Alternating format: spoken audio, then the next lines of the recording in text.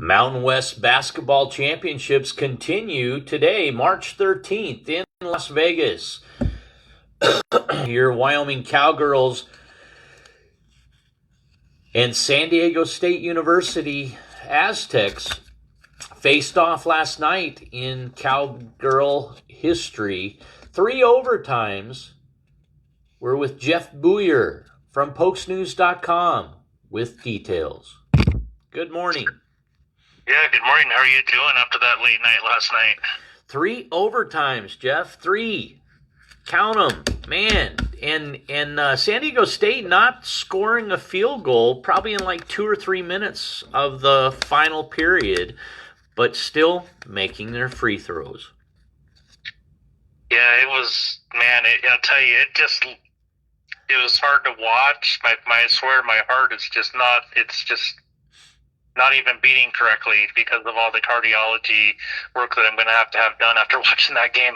Definitely the cardiac Cowgirls, I will say, man, they really played their hearts out. They put it all on the line. Seeing Allison Fertig, just emotional and in tears after that game when they were in the huddle, just really just struck a chord with me. But the final score of the game, triple overtime, like you said, the 72-68 and the loss to San Diego State in the Mountain West Championship, I would consider it a thriller. I mentioned Fertig. She was just exhausted. You could tell in the final 2 overtimes. She led the team with 17 points and 18 rebounds, and Malene Peterson scored a team high of 19 points. Malema also had a chance to tie the game late in the third overtime, but her shot hit the rim, and unfortunately the rest was history. UW did shoot 36.9% from the field and held San Diego State to 37.5% in a defensive battle throughout the game. San Diego State's Veronica Sheffley scored 24 points, which kind of sealed the win with the late free throws that she had. Really put that game into a 4-point game with not enough time for the Cowgirls to take it back. Unfortunately, they lost that title game. They've made the tournament 2 times out of the last 3 seasons. Unfortunately, they've lost, last night, but they have a lot to hang their hats on. They have a lot to be proud of, and the season's not over for them. I'm very confident they will either get an NCAA bid, or a WNIT, or a tournament of some sort. And really excited to see where they're going to end up and what's going to happen. Should know more about that this weekend. One of the tales of the tape with respect to last night's game, Tess Barnes with 50 minutes, 49 seconds playing time. Allison Fertig with 53 minutes, 55 seconds playing time. Emily Malema, 53 minutes, 26 seconds. And Melena Peterson with 50 minutes, 52 seconds. 4 starters for Wyoming Cowgirls over 50 minutes in playtime, compared to San Diego State with only 1 player over 50 minutes. That's Veronica Sheffley. And Veronica Sheffley, she made them when it counted for the San Diego Aztecs. Yeah, Wyoming has relied on that main core primarily pretty much all season. They haven't rotated a lot out of the bench. So and these girls, they're the main starters. A lot of them, this is their final season. So to see them out there, man, what a special team this has been to watch. It's just cool to have been able to watch them grow and be able to mature into this team that they're at. I think if these 2 teams Wyoming could have easily won. It's just the fate of the draw of how it worked out with that last overtime, and unfortunately they just went on the winning end of it. Cowgirl basketball fans, be proud. National television, what a game. Absolutely fantastic. We want to thank Pole Mountain Pharmacy, dedicated to the health and wellness of Southeast Wyoming, for their support of this morning's broadcast, this update from the Mountain West Conference Basketball Championships in Las Vegas. And the good The good times to be had at Chano's Village. I tell you what, Jeff, I could have used a margarita last night after that game. What a day of basketball. Today, basketball continues. Wyoming Cowboys not in play following yesterday's loss to San Jose State. Tell us the details from yesterday, Jeff. Yeah, the Cowboys came in and played yesterday in their first game of the tournament. Unfortunately, they were on the losing end. They lost 66-61, as you said, to San Jose State. UW shot 10.5%, 2 for 19 from the three-point range. They ended up finishing from the field 42.4%. So they definitely had their struggles. You know, the Cowboys trailed throughout the game, trailing to as many points as 22 points, but mounted a strong comeback in the second half. Jordan Nesbitt led the team with 16 points, scoring 11 in the second half. Scoring 14 in the second half. Obi Agnew had a late three that brought UW within 3 points, but he missed a game-tying attempt. The Cowboys finished the season overall 12-20 in Sundance Wick's first year as head coach. Definitely has some speculation going on what's going to happen with some of these senior players. What do you see? Do you see Obi returning for the Cowboys? I don't know. It's really up in the air. He did post that he hired an NIL agent about 3-4 weeks ago.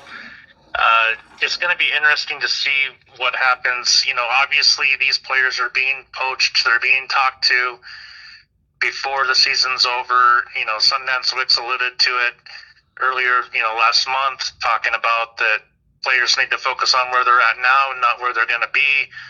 You see about it in the news, talking about players are being approached with NIL. They already know what kind of NIL they're going to get from other schools, not necessarily at Wyoming. Now, Sundance Wicks, in full transparency, did state that he doesn't believe that's happening at Wyoming, that there's not tampering. But you hear about it from other schools, of other schools having it happen to their players. It's such a interesting time with the NIL and all that's going to happen. I don't know. We might have seen his last game ever as a Cowboy, but hopefully maybe we can see him come back next year. One of the things, Jeff, from the Mountain West Conference play, post-game interviews, Sundance Wicks put on a clinic of his entire season, encapsulating Cowboy basketball this season after the San Jose State University game. Going to look to capture that entire video for Talk Shop fans and PokesNews.com fans from Las Vegas in the near future. Something to be heard, and absolutely want to share that with everybody. Today, March 13th, San Jose State plays New Mexico in the noon contest at the Thomas and Mack Arena.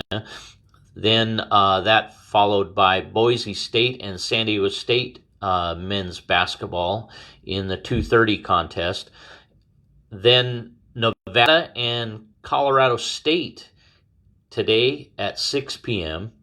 And then in the final matinee, UNLV and Utah State play at the 8:30 time slot. That's all from Las Vegas and PokesNews.com. Jeff, what's in store for readers as they visit PokesNews.com?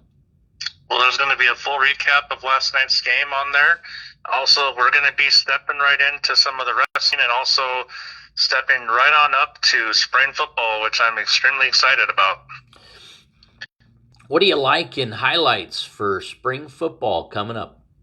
Oh, I just can't wait to see what some of these new players are going to do, these transfers, and some of the new guys that have signed and committed and come into the team, and early signees, Mason Drube, excited to see what he can do.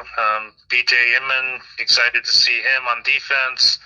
It's going to be an exciting time. Can't wait to see how this team gels together.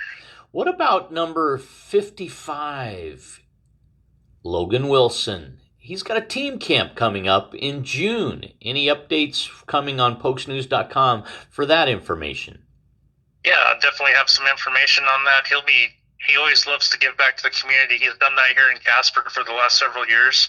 it's exciting to see him grow that further into Laramie as well. He definitely wants to make an impact for kids all throughout Wyoming, and he's always been really big on that, and it's really exciting to see him do that. Gotta love people giving back, and paying it forward. Wyoming alumni making it happen. In Buffalo, New York, Josh Allen takes a little less money than he might have. What do you have about Josh Allen? Well, he signed a big contract. He definitely is a team player. You can tell he wants to be in Buffalo for the rest of his career. He's definitely putting his actions where his mouth is, because he did mention previously he wants to retire in Buffalo. He's said that's his team. That's where he wants to be. So him, being able to just do what it takes to stay there certainly just proves exactly what he's been talking about for a number of years. He's definitely still making a lot of money for sure. So, Pokesnews.com with Jeff Booyer. It can't happen without your support and the support of their fine sponsors. Tell us too, Jeff. Yeah, Crest Insurance Group. They're based, right here in the Midwest. They've got an office right here in Wyoming, Colorado, Arizona, Texas, all throughout.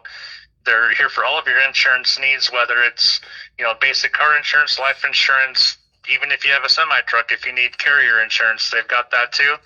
They're here for all of your insurance needs. We also have Pine Ridge Barbecue, the award-winning barbecue sauce and sweet mustard sauce and all kinds of sauces made right here in Wyoming and Casper. And they're able to be shipped all around the nation, even worldwide if you want.